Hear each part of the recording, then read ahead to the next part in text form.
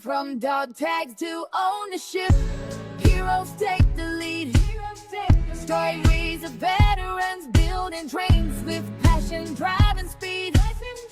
From service to success, we're here to inspire the quest.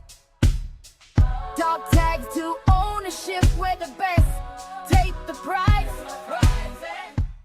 Welcome back to Dog Tags to Ownership, the podcast where we share the stories of military veterans, military-connected entrepreneurs, and business leaders who have turned their dog tags into ownership. Every week, we bring you conversations designed to help you navigate entrepreneurship, leadership, and life after service. Today's guest is someone who has changed the way businesses think about podcasting. Tom Schwab is the founder and CEO of Interview Valet, a veteran-owned company that pioneered podcast interview marketing. After serving in the U.S. Navy, operating nuclear reactors, Tom built a company that has helped thousands of entrepreneurs, authors, and thought leaders grow their businesses by getting in front of the right audience through meaningful conversations, not just marketing. If you've ever wondered how podcasts can become one of the most powerful tools for building trust, creating authority, and generating business opportunities, this episode is for you. Tom shares why you're not one funnel away, you're one conversation away. So whether you're launching your first business, growing your brand, or looking for new ways to tell your story, grab a notebook because this conversation is packed with practical advice. Let's get into it. Here's our conversation with Tom Schwab. Today's guest has helped redefine how entrepreneurs build trust, grow their businesses, and become recognized experts without chasing algorithms or going viral. Tom Schwab believes that every conversation is an opportunity to serve. Instead of interrupting people with ads, he teaches business owners how to earn attention by sharing their expertise on podcasts that already have the audience they're trying to reach. His work has helped thousands of founders, authors, and business leaders turn meaningful conversations into measurable business growth. He's a proud Navy veteran, an entrepreneur, best-selling author, and the founder of Interview Valet, the company that helped pioneer podcast interview marketing long before it became the most powerful way to build a brand. Tom, welcome to Dog Tags to Ownership, and thank you so much for joining us today to discuss your journey from turning your dog tags into ownership. How are you? I am doing wonderful. Thrilled to be here. Well, we really appreciate you coming on. And I know before I hit record, Interview Valet was a huge sponsor of Military Creator Con, and the things that you all do for the military community and to help creators and those get their brand out there is super impactful. But before we get into your company, could you first just tell our listeners and followers a little bit about yourself and your military service? Well, it only makes sense in the back rearview mirror, right? I got into the Navy on a technical error. So I was accepted to the U.S. Naval Academy, went there, and my senior year, I was my pre-commissioning physical, and they looked and said, "You don't have depth perception." And I'm like, "Yeah, I know that." And they're like, "You can't be in the military without that." And I thought, oh, they're going to kick me out. But the old needs of the Navy, right? They're like, "Oh, we'll get you a waiver for that, but you'll never go to sea." And I was like, yes, I'll be a CB, right? Well, once again, the needs of the Navy, they needed nuclear power people. So they told me that they'd give me a waiver and I could either go surface warfare or I could go surface warfare nuclear. And one of them came with a bonus. So I took surface warfare nuclear, did nuclear power school, loved that, got to meet so many great, smart, hardworking people. Then I was on the pre-commissioning crew of the USS Abraham Lincoln. At the time, she was the newest and finest aircraft carrier. Now she's just the finest, and got to go around the world, was part of Desert Storm and Desert Shield. And my year group got out, or at 92 when my commitment was up, was when peace was breaking out. The evil empire had been defeated. And so I looked at it and said, I'd done everything that I wanted to, and it was having a toll on my family. When people tell me, "Thank you for your service," I would say, "Thank you for paying for my education." I had fun. I said, thank the families, because I had fun doing what I did, but the families are really the ones that really sign up and support all of us. Tom, what inspired you to serve and what inspired you to go to the Naval Academy? Did you have family members that served or grandparents? So I came from a Navy family, Great Lakes Naval Training Centers in Chicago, where I grew up, or Great Mistakes. Everybody that's ever been there knows it is Great Mistakes. And so I was exposed to it a little bit, but I'll tell you what, the thing that was the biggest impact is there I was in high school, and I was trying to figure out what I was going to do after high school. And I was working summer jobs and everything. And I'd seen a lot of people that I knew that were a couple of years ahead of me that came back and they were doing the same jobs. And then there was one guy I knew that went to the Naval Academy. I had no idea where it was, but he came back and he'd just been to Australia. He was home for like 3 weeks on vacation before he did something else. And I started talking with him and he was telling me all about it. And I'm like, wow, this sounds great. And I think at that time I was too young and dumb to realize that it wasn't an option. So I just thought, yeah, let's do that. And like I said, by the grace of God and a clerical error, I got in. Tom, when you decided you were going to transition out of the military in 1992, where did you transition out of, and what was your thoughts that you were going to do after the military? Was it that you wanted to get in entrepreneurship, or did you have other aspirations or goals that you wanted to do?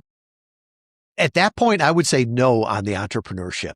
I looked at it and thought, well, I want to get into the corporate world, go from one big company to another big company. And Stryker Corporation, big medical device company, recruited me. And we always joked that they recruited military because we'd show up and work half days. We'd work 12 hours a day, show up on Saturday, and it'd take us 18 months to realize that's not the way the world works.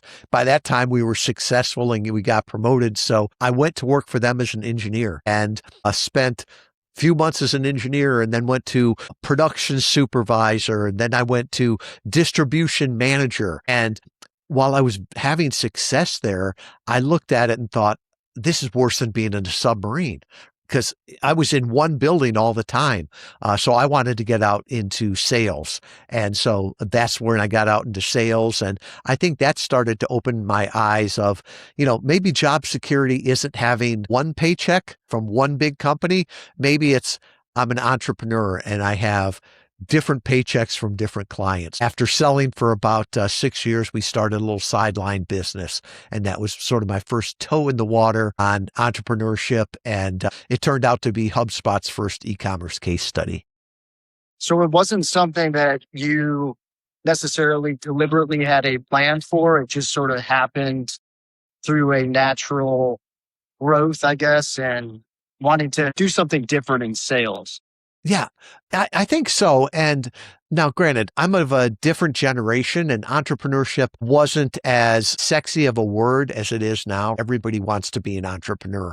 Back then, entrepreneur was a synonym for unemployed, or no one will hire me. And so I think at that point, I sort of fought it.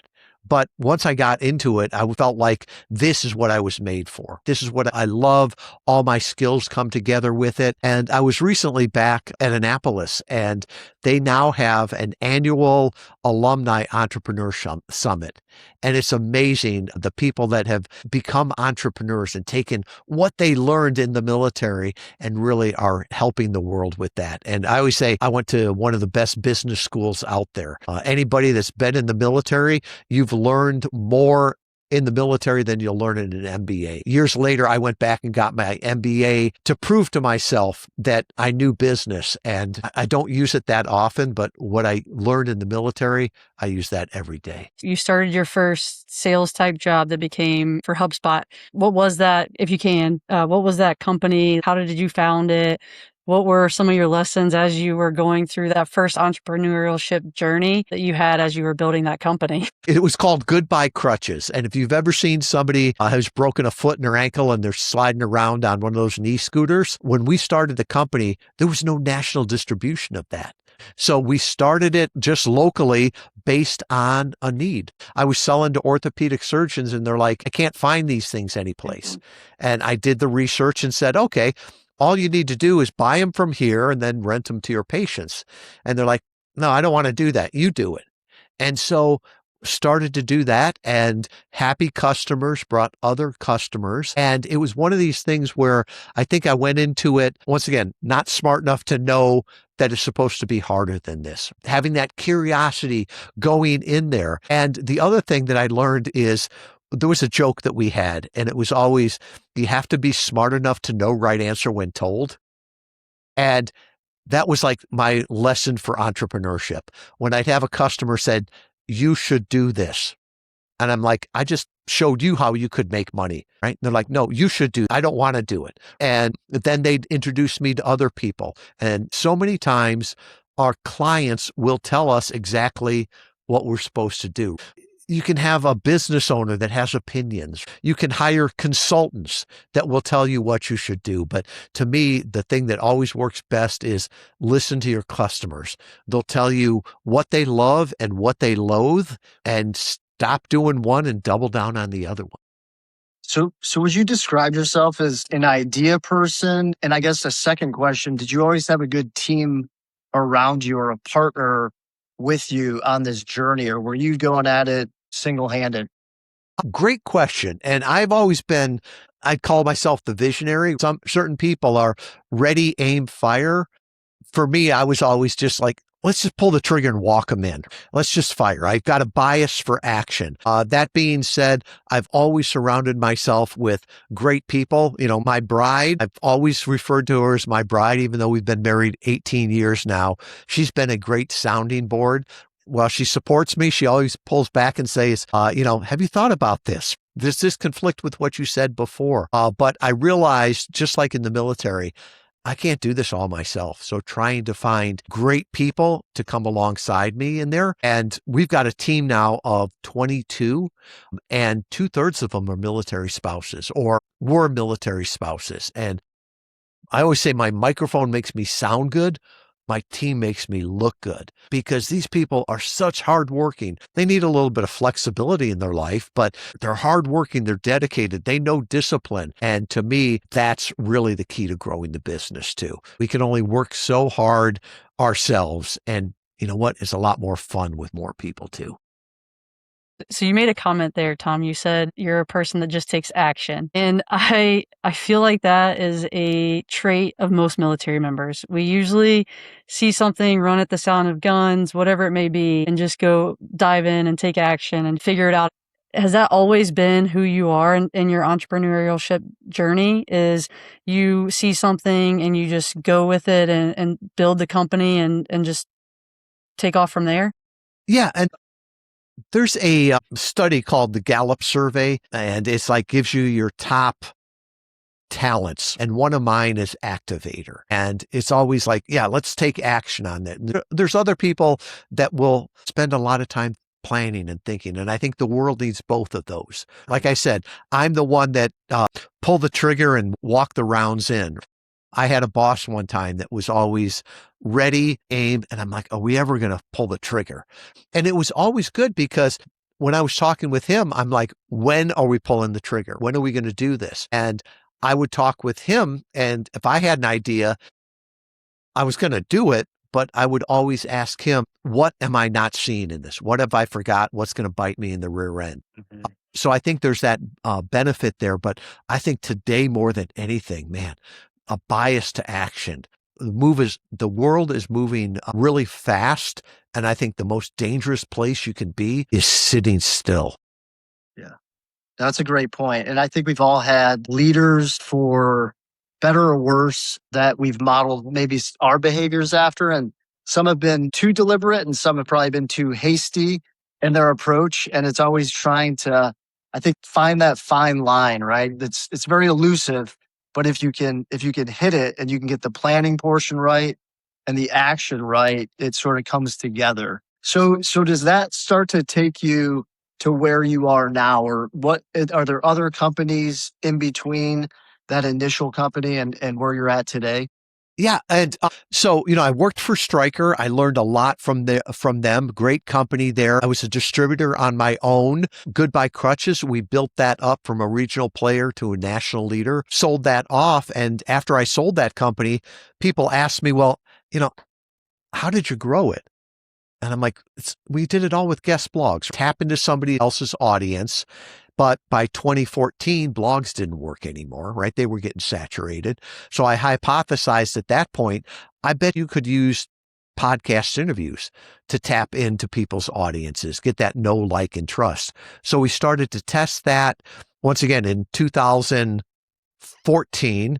And I had a cheesy little PDF that I'd give people. I wrote a course that I never took out of beta. And the people that were taking the course were the ones that said, I don't want to learn how to do this. You do it. You let me be the guest and you take care of the rest. One of them said that. I'm like, oh, that's good copy. I'm taking that as a tagline. And so we started Interview Valet, which was basically leveraging other people's audiences, get on podcasts that your ideal clients are listening to, and share the message there. And for that first couple of years, I really thought we were way, way too early because I'd give my elevator pitch in, what'd that be, 2016, 2017, and people would go, what's a podcast, right? And then it started to take off 2018. And once again, sometimes there's things beyond your control. I didn't teach the world about podcasts. COVID hit and corporate America found out that they could use this medium. We were there at the right time. And then about end of 2024, it was clear that AI indexes all the podcast interviews. So from that standpoint, people are going on podcast interviews now just for AEO or, to get those recommendations. So it's been a evolution. And at each point, I'm like, I'm having more fun and see more opportunity now than I ever had. Interview Valet started 2014, 2015. Is that right? Time frame? Correct. I was listening to podcasts then. I was a huge podcast junkie back then. But I will say what you just brought up is that you thought you were ahead of the market. And we've heard that a few times from some of our guests. So did you have to pivot as you were building Interview Valet to ensure that you stayed within the market and what you were doing to help people get onto podcasts? How has the company evolved in how you market folks to get onto podcasts from the early days of podcasting to now where there's so many podcasts? Yeah. Early on, we had to explain to people what it was, why they wanted to do it, and it was a big education thing. And now people understand it. So it's more of a qualification thing and a differentiation thing than at the beginning we were trying to teach the market. And, Christopher Lockhead, we all met him down at Military Creator Con. He was an early client and he's been a great mentor, great friend, great client of the company. And he was the one that early on, he found us to promote his book. And I can still remember talking to him and he said, sounds to me like you've got a new category here at Interview Valet. And I said, nah, it's a little bit of marketing. It's a little bit of PR. And he said, why won't you claim the category? And I said, because then I'd have to teach the market. And he came back to me and he said, can I be honest with you? And I said, sure. And he's like, you sure it won't hurt your feelings? I said, I've been in the military. I can guarantee you I've been called worse by better. He paused and he's like, you need to grow a pair and own this and bring it to the market. So I read his book that weekend and became an evangelist of category design, and he's helped us with that. So we always look at it as podcast interview marketing. And it's tough when you're starting because you're not just trying to, well, I'm just like this person and I'll take a little bit of business here. No, you're trying to be brave. You're trying to be bold and say, this is the problem I see in the world. This is how I see it differently. You'll either turn me up or turn me off. People will either think I'm a genius or an idiot. Either one is fine. But I really look at that marketing should be a magnet, not a megaphone. And too many people are out there just trying to make noise. No, I want to go out there and be very clear what I do, what I believe, who we serve, and it'll attract the right people and repel the wrong ones. Who all do you serve with Interview Valet? Who are your ideal clients that you guys bring in to help their brand, what they're doing to get on different podcasts and get their name out there? Yeah. I look at the world as missionaries and mercenaries. So we work with missionaries. These are the people that believe in it. They want to go out and evangelize for their category, their company. They want to attract the right clients. So we focus mostly in business. That's our largest vertical, but also in health, nutrition, and wellness. So typically it's a company that has a higher level engagement. I don't like the term big ticket sales, but it's somebody that it has to be a relationship sale that they know when they talk with the right people, that they get business from it. And the larger geography they can serve, the better podcast interviews are for. If you can only be my client, if you can drive to Kalamazoo, that limits the world. But, today, if we can work with anybody, that helps. So we're working with a lot of category designers, coaches, consultants, and nonfiction authors. Tom, when you went, I guess, all in, if I could say that, on this category, this approach, when was that, and how has your clientele grown, since you made that decision to really direct a lot of the focus and energy of the company in this particular direction? We started that in about 2017. And at first I thought, if we get too focused in there, it's going to limit the market. It was actually just the opposite. Since 2017, I would say we've been refining to get tighter and tighter. And one of my core values is hell yes or no. Once you know who you serve, what you believe in, and what you want to be the best in, it's much easier to make that determination of hell yes or no. With every client, with every engagement, I'm looking at, do we know their audience, right? Can we find that on a podcast? Have we worked with other clients and brought them great results? And then finally, are we excited? Are we proud to amplify this message? If those all three are heck yes, we take it to the client, and there's not a whole lot of pressure there. I'm a hell yes. I'm sold on it. I'm not trying to sell them. I just say, this is how we see it. Let me answer any questions for you and help them to get to that hell yes or no. To me, it's a much, much easier sales process and less tiring. With all the clients that you've had, and really we'll get in with your category and the folks that you've been helping, what are the numbers, I guess, that you've seen from your clients and their ability to reach different markets through the help of Interview Valet and getting on different podcasts and advertising themselves, marketing themselves and what they're doing?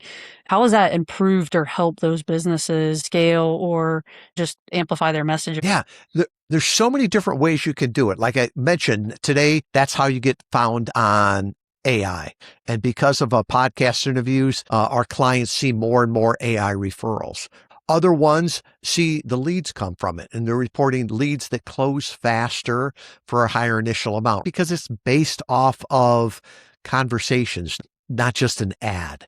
We've even worked with companies, I can think of 4 of them now, that have sold, and they have all come back to us and said their valuation of the company was higher at sale because they were micro famous in their industry, and people were buying the notoriety there as much as they were buying the company. So those are all, big ticket items there. But I can think of one client that we worked with that used it, well, a couple of them, but one stands out that used it to figure out who his ideal market was. Craig Cody is an accountant. He's got more personality than any accountant you'd ever want to meet. He's a retired New York City detective.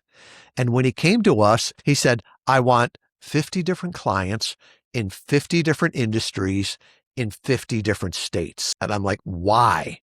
Well, all of his business was brick and mortar on Long Island. He's like, I've got to diversify, and I think I can use podcast interviews to do that. So we start getting them on podcasts, and it's like throwing darts at a dartboard, right? Any business is good. After about 5 or 6 months, we're looking at the data, and he had just been on a dental podcast, and it was like fish in a barrel. And we took it back to him, and we're like, you did great on this.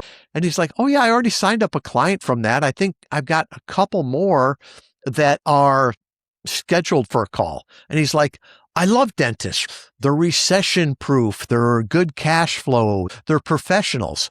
So for the next 8 months, all he did was dental podcasts. He had his own dental podcast on that. And that's one of those things where I mentioned before of, knows the right answer when told. So many times we have like this vision of, well, this is what my ICP is. This is what my ideal client is. And then you can go out there on podcast interviews and figure out if the market really loves that. I can think of another client, Carla Fowler. She's an MD, she's a PhD, super smart lady, but when she started, she didn't have much of a social media. So after all of her interviews, we'd make those clips for her, right? The little video clips, and she'd put them up on social media. And if people engaged with it, she's like, yeah, I need to talk more about that. If they didn't engage with it, She's like, oh, nobody cares about that. I've got to stop talking about that. So it's this idea of using it to get feedback from your clients too. And to me, it's a much more personal way of marketing a company. There's so many things out there that we're getting more efficient at things that are getting less effective, right? In the time we've been talking here, each one of us could have sent 1 million emails, but it doesn't mean that it would help our business. That's why I think the conversations are so powerful.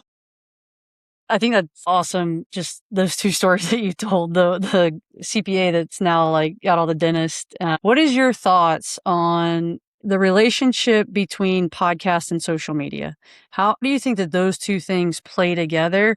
And how do you teach, or how do you all help your clients with that relationship of social media and podcasts and getting their name and brand out there?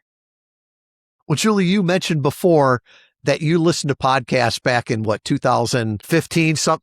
I started in like 2012, like when it first came out. All right. Serial was my the first Serial series got me into podcasting. So you remember what a podcast is. A podcast goes on an iPod, and you used to have to download it. You'd plug the cord in and it would stream there. And those iPods, they could hold hundreds of interviews or episodes. Now, I'm amazed they still call them podcasts, because what is a podcast? Well, today, 96% of podcasts have video. YouTube's one of the biggest search engines for podcasts. And so I look at that and say, well, if somebody hears me on AM radio, it could be a podcast that gets redone. Sirius and XM, a lot of that is podcast. So what is a podcast anymore? I don't know. I don't really care, right? All I want is to make sure that people hear me when they want, where they want, even at the speed they want.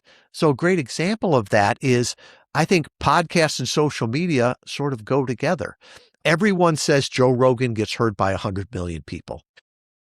During the election, they kept saying, oh, his podcast heard by 100 million people. If you look at the data, he gets 2.5 million downloads per episode. Number one podcast. The other 98 million, they're saying, oh yeah, I listened to a 90-second clip of Elon Musk. I listened to that podcast. So I think it's that same thing of, we can create in the way that's easiest for us and then repurpose it, right? So we'll both take this interview, we'll slice it up, we'll put reels, we'll put it on our social media. There's transcripts of it. People will read that. You can make blogs out of it. AI is indexing podcast interviews because it's human content. So someone is going to have part of this conversation referenced in an AI chat. So it's like, is that a podcast anymore? I don't know. I always look at it as we're at a point in the world today where we can create in the way that's easiest for us and then recreate and repurpose it into other areas there. So I always look at it as when people say, well, should I do video or audio or a LinkedIn article from this or social media or video? My answer on that is yes. Why do we have to choose? Just say yes. I think it's so neat too, because Julie came up with the concept for dog tags to ownership, and it was really going to be focused on helping people transition out of the military and then kind of giving those tips for those that are interested in perhaps owning a business or doing something outside of a 9-to-5. But so much of this has become just like good, genuine conversations. And you never know what direction it's necessarily going to go. And you never know who's going to be listening. But as I drive to projects that I'm working on, and you have a podcast going in the background, maybe it's something it's funny that you get just a laugh out of, something that's educational. It's almost like fiction, nonfiction. But there's so many things that I think can just, again, like you said, Tom, there's a soundbite. There's just a statement made by you on our podcast that someone like picks up on, and it just kind of lights a fuse for them. It like turns on the lights, and that's what I've been waiting to hear, what Tom said on this podcast, and they can go in a completely different direction. I think that's so cool with what's out there now, the different content. Yeah, we live in an amazing time. And one of our clients spoke in Miami at the ballpark there. spoke to 30,000 people, and I was with him the night before, and he was nervous. And I'm like, you've talked to more people on this on a podcast. And he's like, yeah, but they weren't looking back at me. So for him, it was much more comfortable to speak on a podcast than to be on a stage. And later we talked about it, and he made the point when he's on a podcast, if somebody gets interrupted, they can hit pause and they can come back to it. Where he's like, when I was on the stage there, I'd see people grabbing their phone because they had to take something, or they'd respond into a text. They weren't even listening. Or maybe they heard something great when he was talking, but then they had to explain it to someone else or had to pitch it to their boss the next week. The chances of them remembering it correctly are so small. He's like, when I'm on a podcast, they can pause it. They can come back to it. They can forward it on to somebody and say, Matt, you should check out this podcast. Minute 12 is where I thought of you. Mm-hmm. And so that shareability of it is just amazing there. And his point is that he thinks while talking to 30,000 people in Miami was an ego thing, he thought that a bigger impact would be talking on podcasts. That's pretty powerful, honestly, for him to say that. But what I'm thinking about as he's saying that, it's so true that people's attention spans nowadays, when somebody's up in front of you speaking, you got like 5 seconds, 30 seconds max to tell them what you need to tell them and get your point across. But like to Matt's point about a podcast, people listen to them when they're driving to work, coming home, going on a run, walking, whatever it may be. And they have that time to digest and not other things going on in their lives. I never even thought about that, but that's super interesting that he said that. Tom, what has been in your entrepreneurship endeavor, what has been one of the biggest challenges that you have faced in building and growing your business? Patience. Patience is a virtue. It's not one I have. When I pray, it's usually God, give me patience and give it to me now. Things take time. And, whenever I'm doing something, I find that it always takes twice as much time and twice as much money. And so trying to give myself grace with that. I think too many people, wherever they are, they look at that next rung and say, oh, I want to get there. Enjoy the path with that. And there's a great book by Dan Sullivan called The Gap and the Gain. And he talks about most of the time we look at the gap. I look forward and it's like, oh, I only need this many more clients or this many more sales, or all my problems would be gone if I got to this point. We don't look back and say how far I've come and how proud of myself I would be if my past self had found this. And I'll give you an example of this. The only reason I remember this day is because my wife forced me to stop and celebrate it. So I had applied to talk at 2 different events. One of them was Entreport's convention they do in Santa Barbara called Entrepalooza. And then the other one was HubSpot's event called Inbound in Boston, right? Each one, I was probably talking to 500 people. The other one was probably talking to 2,000. At that point, both of those were on my dream list. My vision board, they're both on there. Both of those invitations came through in the same day.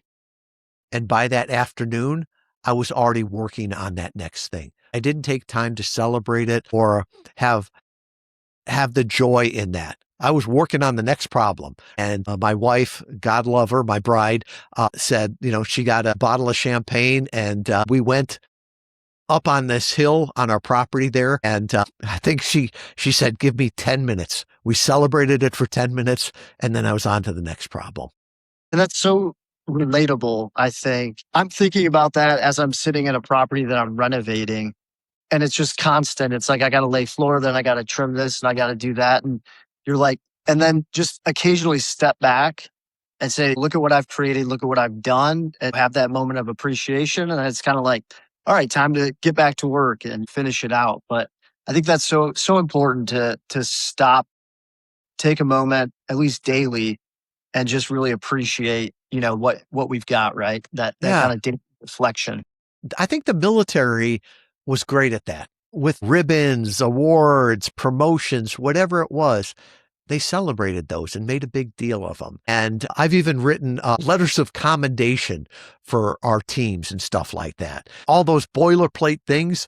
You want to have a fun Zoom call? write one of those up and read it out in front of the team. Even better, make sure their family is in the room with them too. And we're all like, oh, it's corny, another plaque.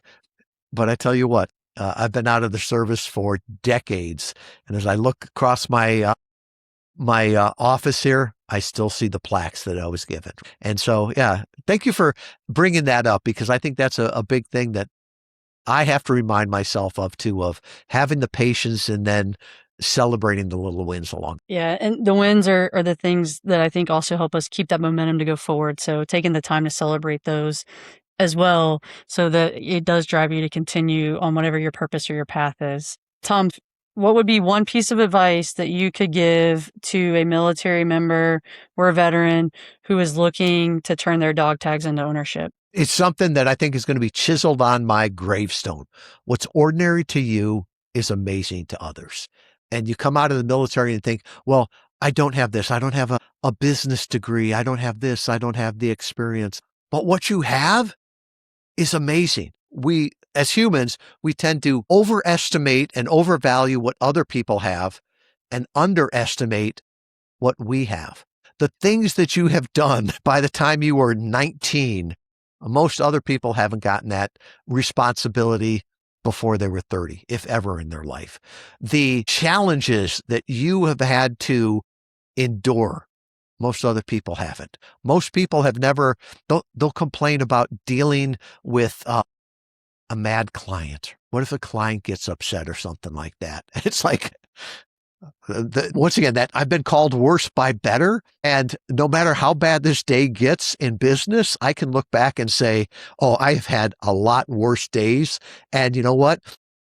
I love Interview Valet. I value our clients and all we do. It's very important, but nobody's going to die here. And I couldn't have said that in my whole life. So all of those things that sometimes it's the stories we tell ourselves that we can't do it. So I would just say what's ordinary to you is amazing to others. And it's so amazing that they will go out and they will pay you for it. That's how you can be an owner. I love that. That's awesome advice. So we're wrapping up here on time. But before we get to our last two questions of every episode, is there anything that we did not ask you today that you would like to tell our listeners and followers? I think there's one thing that I'd like to encourage people here. And it's if you ever get an email from me, the last words in it are is going to be, stay strong. The world needs to hear you now more than ever. And Julie and Matt are laughing because they're like, yeah, I've gotten those emails. I put that in there as a reminder to people, but also a reminder to myself. There is a lot of problems in the world, but there is no better time to be alive. And there's a lot of negative things that are getting amplified. You, me, we all need to stay strong and share with the world what we know. It needs it now more than ever. So that's the encouragement I'd make to people. No, I love that. And because you never know who you're going to run into, who you're going to talk to, whose day you might change with that positive mindset and attitude. It's contagious. And if we walk around with our head down, complaining about everything, that's also contagious. So I love that, Tom. I think I get to ask the first of our last two questions. You've already mentioned a favorite book. Can you recommend something, a book, it could be a podcast or an audiobook, that you would recommend to our listeners that's been impactful for you? I was going to say anything from the category Pirates. You heard me referencing them, Christopher Lochhead and Eddie Yoon. I think they've got a different way of looking at the world. How can you be different, not just better? How can you own it, not compete in it? And once I saw that lens of that category design, it changed the way I looked at it. So that's what I would recommend. Just check out Category Pirates. Awesome. Thanks. Yeah, love that. And just recently we had Jamie J and Sarah on our podcast, Bottleneck Distant Assistance, and we talked about category design with them as well. So our listeners and followers are getting a lot on the category design, and we're true believers here at Dog Tags to Ownership. So thank you for mentioning that. So our last question of every episode, Tom, is Admiral William McRaven authored the book, Make Your Bed, Little Things That Can Change Your Life and Maybe the World. So Matt and I are going to bet first on this. I think you make your bed. Matt thinks that you make your bed. So Tom, Wait, I'm going to caveat. I think his wife might make the bed, but I think it gets made every day. That's my That's your bed. specific. All right. So, Tom, do you make your bed every day? It gets made every day, and we have sort of a contest or a challenge on who makes it first, right? If somebody's out of it last, they'll probably make it first. But there are times where one person will go downstairs to make the coffee and the other one makes the bed before they come back up. It's a great way to start the day. Tom, thank you. Thank you again so much for coming on our podcast. It's been a pleasure. Obviously, you've got podcast skills. You're one of the easiest interviews I think we've probably ever had. I love the commentary, love the guidance that you've given. And again, I think you'll certainly inspire others that listen to this podcast episode. So thanks again for being on. Well, thank you. And thank you for all the work you do. Anybody that says doing a podcast is easy has never done it or never done it well. It's the great ones just make it look easy. What an incredible conversation with Tom Schwab. His reminder that relationships outperform algorithms and conversations create opportunities is something every entrepreneur should hear. If this episode brought you value, make sure you subscribe, leave us a review, and share it with another entrepreneur who's building their own journey from dog tags to ownership. And before we go, it's time for this week's Forces Brands USA Business of the Week. This week's spotlight is Oscar Mike Radio, founded and hosted by Marine veteran Travis Partington. Oscar Mike Radio has spent years amplifying the voices of veterans, service members, and military-connected leaders through authentic conversations that inspire resilience, purpose, and continued service beyond the uniform. Travis has built a platform that reminds us all that no one has to navigate transition alone. If you're looking for meaningful stories, veteran resources, or another outstanding military community podcast, be sure to check out Oscar Mike Radio. And of course, you can find them on Forces Brands USA, the only online marketplace dedicated to military, veteran, and military-connected businesses. Remember our hashtag Replace One Challenge. Replace just one product, one service, or one podcast this week with one from a military, veteran, or military-connected business. Together, those small decisions create a massive impact across our community. Thanks for listening to Dog Tags to Ownership. Until next week, keep serving, keep building, and keep turning your dog tags into ownership. From dog tags to ownership, heroes take the lead. Stories of veterans building trains with passion, drive, and speed. From service to success, we're here to inspire the quest. Dog tags to ownership, we're the best. Take the prize.